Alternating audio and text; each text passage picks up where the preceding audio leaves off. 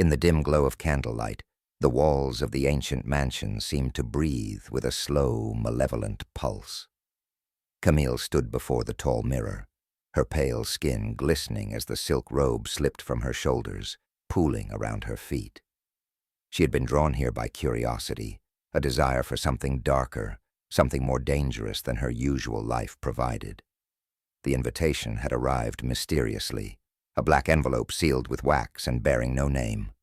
The ink on the parchment inside had been blood red, the writing elegant but strange, inviting her to the sanctum of ecstasy for an experience beyond imagination. The location had been scrawled in the corner, an address deep in the woods, miles from the nearest town. She hadn't thought twice.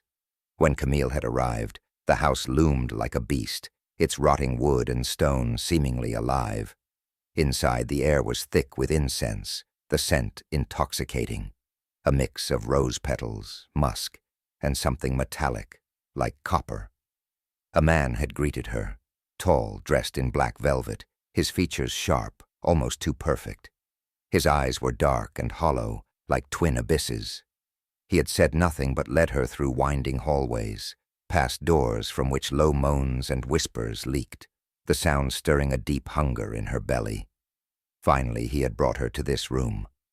Now, alone with her reflection, Camille felt the rising tide of desire as her fingers traced the outline of her body. The room was warm, and yet a chill ran down her spine as her eyes locked on the shadow moving behind her in the mirror. She froze. The figure was not human, at least not anymore. Its flesh hung loosely, dripping off its bones like wax from a candle. Its eyes were black voids, lips stitched shut, and yet a voice filled her mind. "You came seeking pleasure, did you not?" Camille couldn't speak, her throat dry, but her body responded. She felt a shiver of both fear and excitement. The figure's presence in the mirror felt wrong, unnatural, but there was an undeniable allure in the way it moved. Slowly, its skeletal fingers traced her reflection, sending jolts of sensation through her skin, as if it were truly touching her. Her heartbeat raced, and despite the terror flooding her mind, her body betrayed her, wanting more.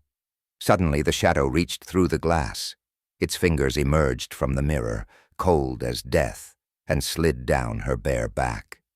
Camille gasped, part of her wanting to flee, but another part craved what it was offering. The creature's touch was both pain and ecstasy, each stroke tearing at her skin, but igniting an inferno of lust deep within her core. "Do you want more?" The voice whispered in her mind, sweet and sickening. "Yes," she gasped, her breath ragged, a mix of desire and dread. Without warning, the creature pulled her into the mirror, the world warping and bending around her. She was no longer in the room, but in a darkened chamber, the air thick with the scent of decay. The walls were covered in fleshy tendrils, pulsing and writhing as if alive. The floor beneath her was slick with blood, and from the shadows emerged others like the creature, figures grotesque and twisted, their forms dripping with gore, their eyes gleaming with hunger. In the center of the room was a bed, but it was not made of wood or metal. It was a grotesque fusion of flesh and bone, throbbing and oozing. The creatures moved toward her, their breath hot and fetid against her skin. One of the figures approached, its mouth unsealing with a sickening tear of flesh. Its tongue, long and forked, snaked out, tasting the air around her before it slithered across her bare chest, leaving a trail of slime and blood. She moaned, her body trembling with a horrifying mix of pleasure and pain. The other creatures closed in, their hands slick with gore, their touch both gentle and brutal as they explored every inch of her, cutting into her flesh with razor-sharp claws, while simultaneously driving her deeper into a twisted ecstasy. She felt herself unraveling, her body and mind merging with the dark desires of the creatures. She was no longer herself. She was becoming part of the room, part of the living nightmare. The creatures tore into her, their mouths consuming her flesh, her blood, their hunger insatiable. And yet Camille could not stop. Her mind was on fire, her body writhing in a grotesque parody of lust.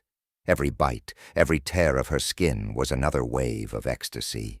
She screamed, not from fear, but from the unbearable pleasure of it all, her voice joining the chorus of moans that filled the chamber. As the last of her flesh was devoured, Camille's consciousness slipped away, her soul absorbed into the darkness. The creatures fed, their twisted forms glistening with blood and lust, and as the final piece of her was consumed, the chamber fell silent. The mirror in the mansion's room cracked, and from its shards the next victim would be drawn.